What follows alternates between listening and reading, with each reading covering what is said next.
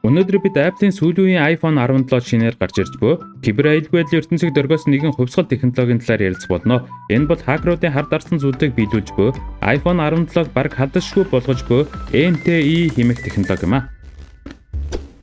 Apple шинэ iPhone-ыг танилцуулах бүрдээ камерын сайжруулалт, хурдан процессор, шинэ өнгөний сонголтын тухай ярьдаг. Гэвч энэ удаагийн шинжилтийн цаана энгийн хэрэглэгчдийн анзаараагүй гэхдээ асар том хувьсгал хийгдлээ. Энэ бол шинэ A19 чипэд суурилсан санхүүгийн бүрэн бүтэн байдлын хамгаалалт буюу MIE юм а. Энэ технологиг ойлгохын тулд эхлээд гол асуудал тодорхойлё. Энэ бол санхүүгийн гажууд буюу memory corruption юм а. За энгийнээр хэлбэл энэ нь программын логикийн алдаанаас болж халдагч нь өөр зөвшөөрөгдөөгүй санхүүгийн хэсэгт мэдээлэл бичих замаар системийн удирдлагыг гартаа авах боломжийг олгодог програм хангамжийн цоорхоо буюу алдаа гэж ойлгож болно.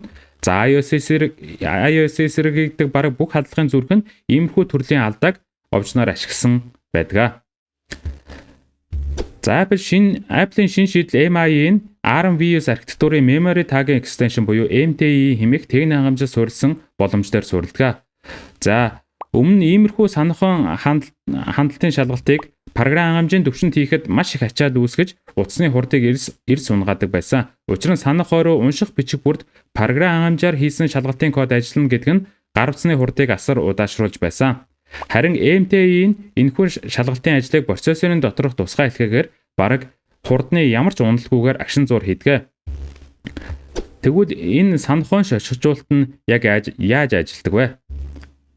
За програм санахой шинээр зай хуваарлах болгонд нэгдүгээрт MTI-ийн тухайн санахойн заагч буюу pointer-т 4 битийн санамсаргүй шошго наах буюу санамсаргүй тоог оноож өгдөг. За жишээ нь ногоон гэсэн шошго онооё гэж үзье.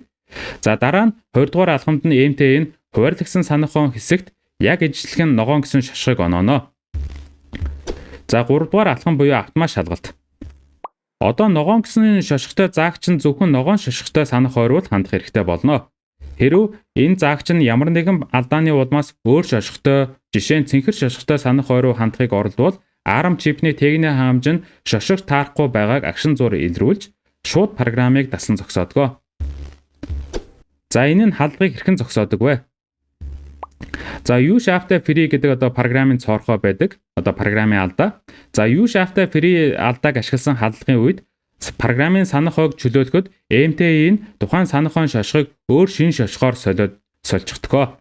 Тиймээс хуучин хүчингүй заагч нь тэр санах хойроо дахин хандахыг оролдоход шошго таарахгүй байгаа тул халдлага нь шууд зогсно.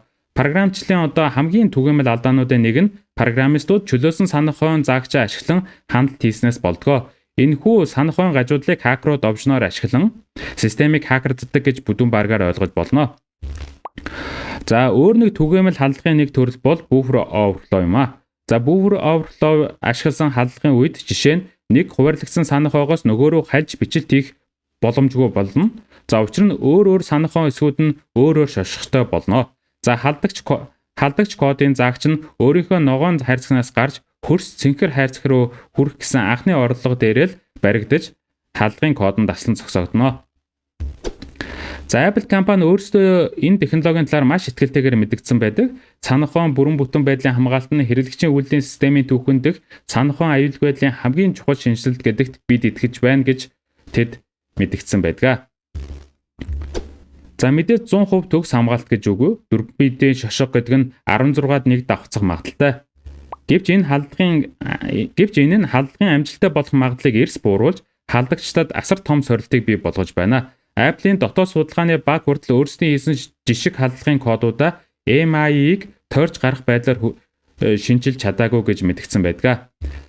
За энгийн iPhone хэрэглэгчдийн хувьд бол энэ бол маш таатай мэдээ юм. Таны хувийн мэдээлэл урд өмнөхөөсөө илүү аюулгүй болсон гэж ойлгож болно. Харин хакерууд бидний хувьд тоглоомын дүрм өөрчлөгдөж байгаа юм а.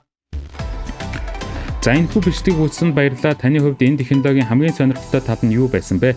Сэтгэл хэсэг саналаа хуваалцаарай. Дараагийн бичлэгээрээ уулзцгаая.